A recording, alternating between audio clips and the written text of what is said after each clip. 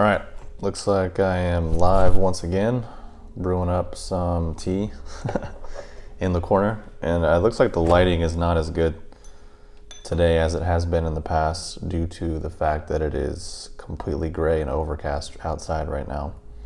So I'm going to post this link to Facebook real quick and post this to Facebook and then get this going. YouTube.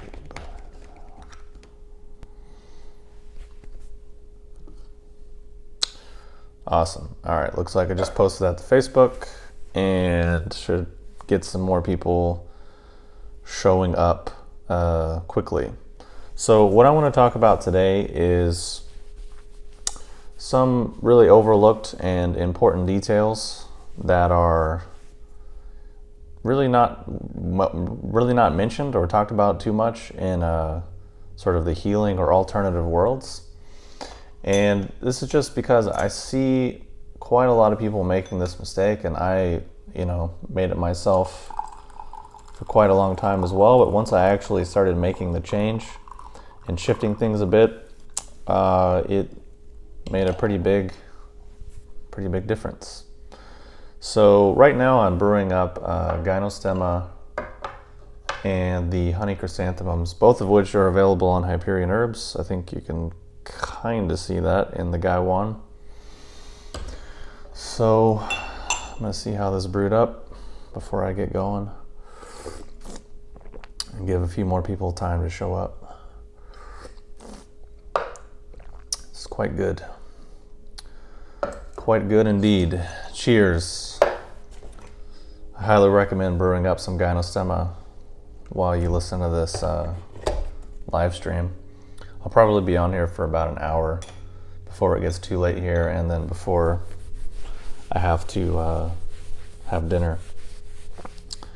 And before you ask, or before people start asking, for dinner I'll be cooking tonight basically like a coconut curry rice noodle soup with some root vegetables and some tofu. Just because I'm experimenting with eating a lot less meat and just trying to maybe work my way towards vegetarian. So we'll see. We'll see how that goes. All right, so yeah, like the title implies, I think I called it Beating Yourself Up, Self-Care, and Gynostemma Tea. So I got the Gynostemma and the chrysanthemums going on. So the other part of the title is basically speaking to this really missing component from healing or from people that are into spirituality or self-help kind of thing.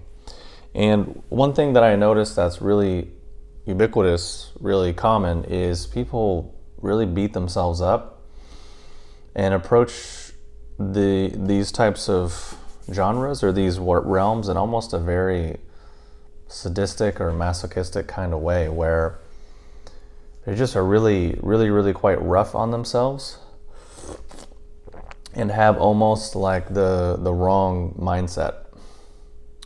And then if you have the wrong mindset and you're fundamentally approaching it in the wrong way, or let's not say the wrong way, but perhaps a more less efficient way than you possibly could, then obviously your results are going to be diminished.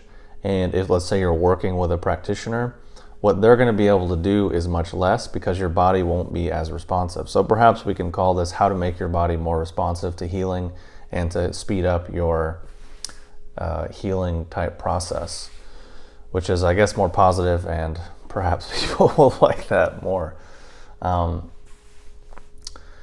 Because basically you want to have your body in a state to where it's very responsive to healing or very responsive to any outside inputs that you might be doing, whether that's herbs or exercise or various healing modalities, or perhaps getting therapy from someone, whether it's acupuncture or manual therapy, massage, body work, things of that nature.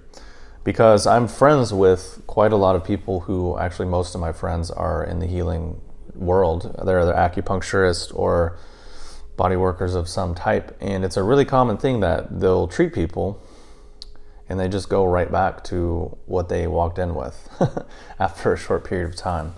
And it's kind of just a habitual cycle. So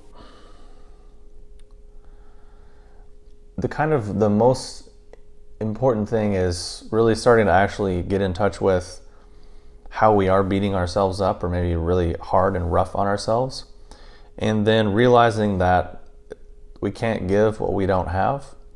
And if we are fundamentally beating ourselves up or fundamentally very rough on ourselves, then it creates a really unbalanced, unhealthy situation, because oftentimes we treat people better than we treat ourselves.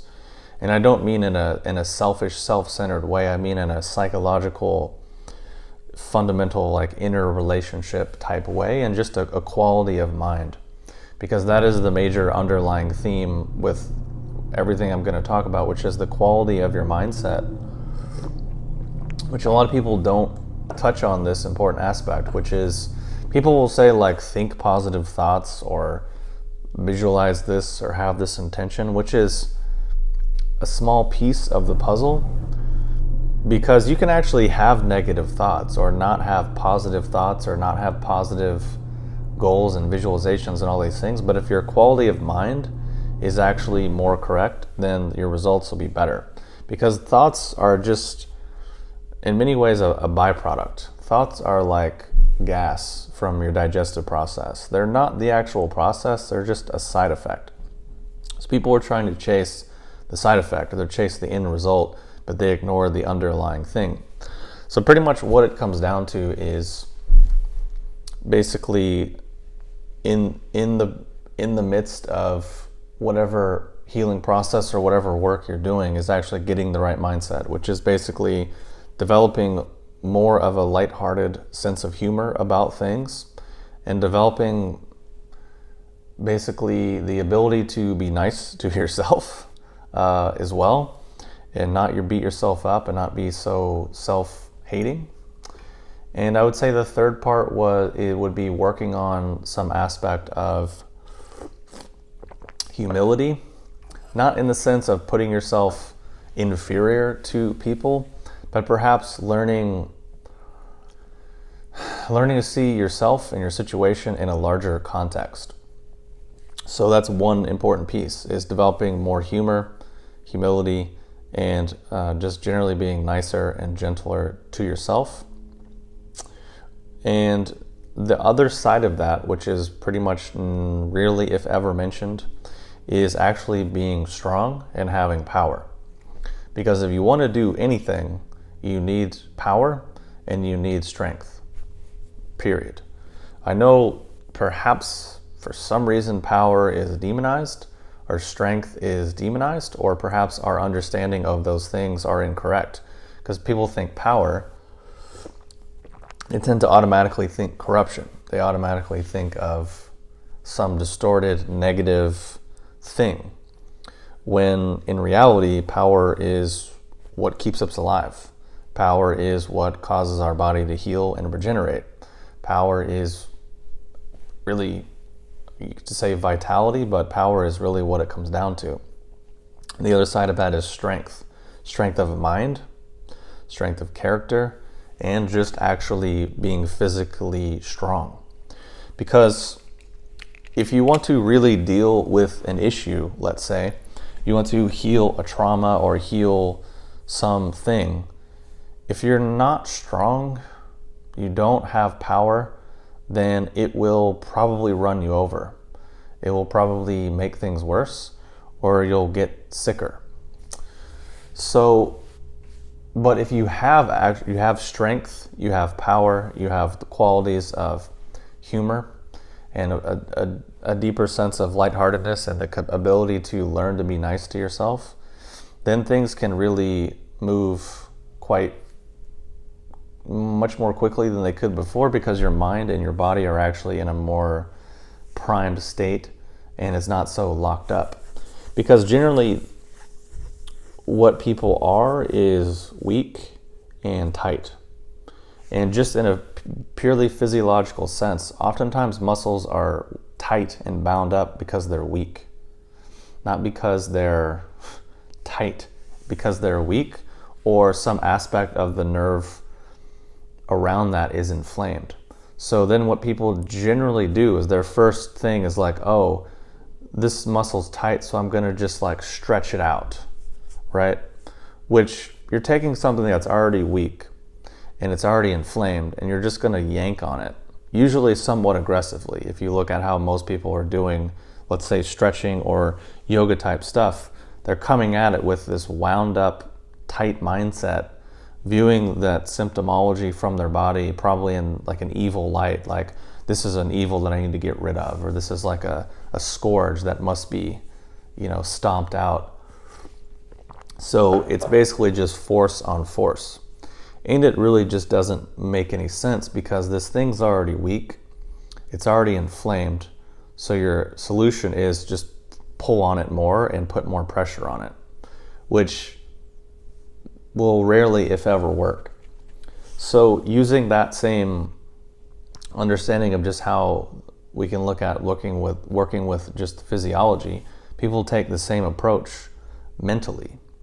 They'll have some aspect of their self that is weak, inflamed, and then what their solution is to pull on it, yank on it, push on it, dig into it, right? It's like, but that generally doesn't work. Or if what people think is working is actually it getting worse, or perhaps just moving over to another area. Like, or it just goes numb, meaning like you dig into it so much that the nerves around it just shut off. So you're like, oh, I don't feel anything anymore. So that means I'm healed, or that means that it's fixed. Maybe, but it could also be that just the nerves just shut down, so you don't feel anything. So I guess in some instance it's slightly better than before, but it's actually worse in the long term, and there will be a further price to pay down the road.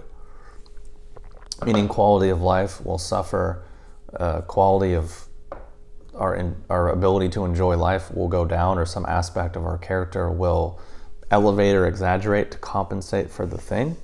So an example of that is just all the falsehood and facade and empty nonsense that really oftentimes fills the healing world and the spiritual world and all these things, because people don't understand the basic concepts that I'm sharing right now, which is developing the right quality of mindset and learning to actually develop the right qualities within that. So like,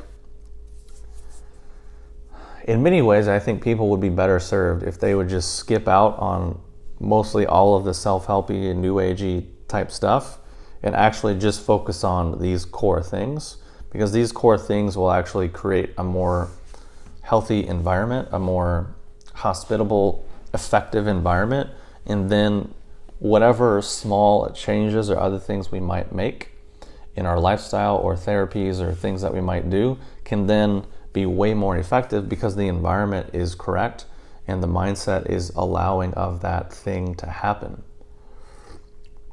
And it's just a really, really, really big thing. And I see this very commonly. It's a very common thing. And in reality, what should happen is the mind and the body should become more intertwined and more woven. But people, because their mindset is not correct and they don't understand these things, their mind and their body actually get less connected. They get further spaced out, and the gap between the two gets larger and larger. And if you know what to look for, you can really spot it like a mile away.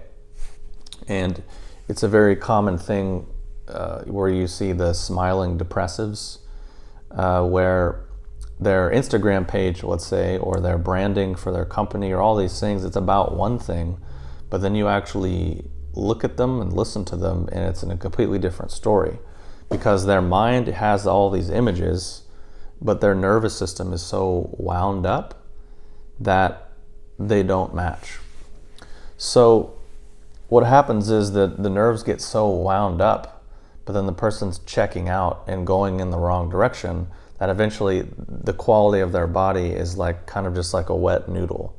Their tissues are like tight and flaccid somehow at the same time. It's just like, so they're not very conductive. And at least in terms of internal training, you could say that the soft tissues or the fascia could be like the riverbed for our energy system or our meridian system. And then even within kind of like a pseudoscience type way, people are looking at fascia as sort of conduction for electrical activity through the body. So in order to actually conduct something, it needs to have a certain degree of tautness, right? If it's just distorted, twisted, and flaccid, nothing can conduct. It just is like, but then you try to conduct something from it and it actually just jams up and tightens up more. And then you're like, oh, it's jammed and it's tight. So what I need to do is just stretch that out. So it's like jammed and tight and flaccid. So somehow all at the same time, you're just going to stretch it out. So it just stretches and becomes more like this. And then it just goes more slack and more tight. And actually the system of the quality of the functionality of the system is actually getting worse. It's getting weaker. It's getting less conductive. It's not going the other way, which is why I'm saying people need to actually understand these underlying factors and dynamics and then learn to develop the right qualities. A better sense of humor, more of just a lighthearted approach to these things, and developing actually strength and power within themselves, and really starting to understand what those things are and understand what our relationship to those things are. Meaning, where do we get those qualities from, those feelings from? How do we get them? Because this is a very important aspect of ourself to look at and examine, and will generally lead to a lot of understanding and insight around relationships and around perhaps what we think our traumas are. Because what people will commonly do is just demonize those things. Like, rather than dealing with their base desire issues, sexuality, money, food, these things, they'll either deny it or put it on some pedestal and try to spiritualize it or make it something other than what it is, which is just normal, natural human functioning. And when we really look at the quality of the nervous system that underlies sort of the dysfunctional pattern, it's really kind of wound up and inflamed, and it's not a good feeling. Like, it feels fucking terrible. This is coming from someone who spent many years actively trying to get my mind to soak through my tissue system and to actually feel all my nerves and organs. And when you hit spots that are wound up, it's not a good scene. It does not feel good. But if you actually try to just go in with force, or like, oh, this is bound up and tight, so I'm just going to stretch it apart, it literally rarely, if ever, actually works. But it's just what our common approach is. So it creates basically this feedback loop, or this is the quality of your nervous system.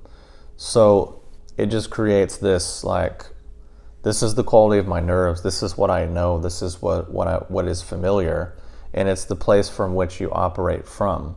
So you're operating from that place. So kind of to a certain degree, everything you're experiencing outside of yourself is distorted based on the state of your nervous system.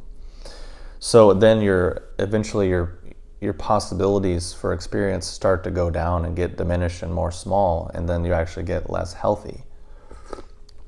Hence why doing new things, trying new things is important, because it basically takes the information system or the information loop that we're running on and can add a new variable and give the body new input, and then open and expand our experience or our potential, or things that we can actually perceive of. Like in the example of somatic memory, meaning our nerves get wound up and programmed for this small spectrum of, let's say, somatic memory and experience.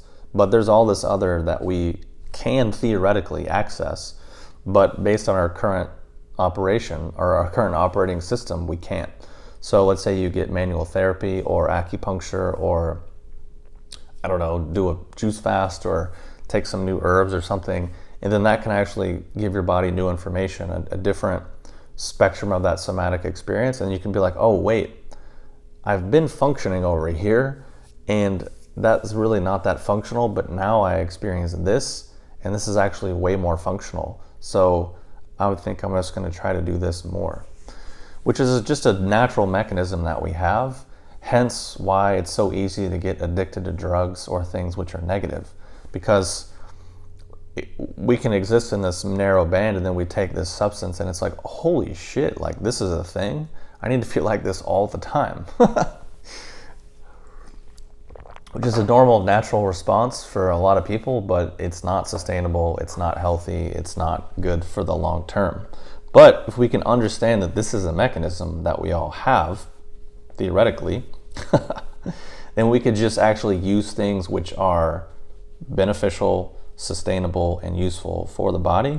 And then if we can do that over the long term, then we can actually create more of an environment than which allows that feedback loop to then become positive and then to then lead in a direction which is actually more supportive for, let's say, feeling better or changing our life.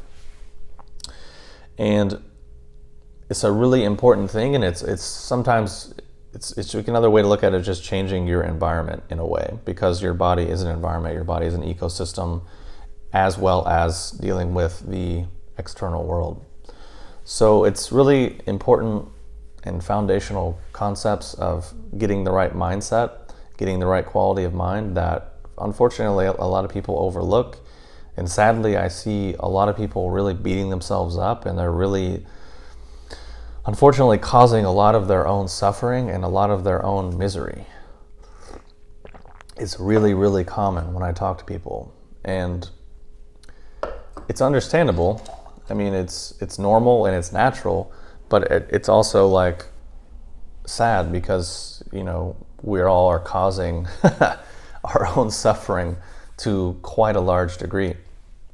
And I don't mean that in like a foofy sense of like, think positive, be nice, be like all light. That's not what I'm saying at all. It's actually almost just as simple as removing a lot of the nonsense, calming things down, and again, developing more of a lightheartedness approach to things, developing a deeper sense of humility and understanding our place in a wider frame, and then actually developing strength and power within ourselves.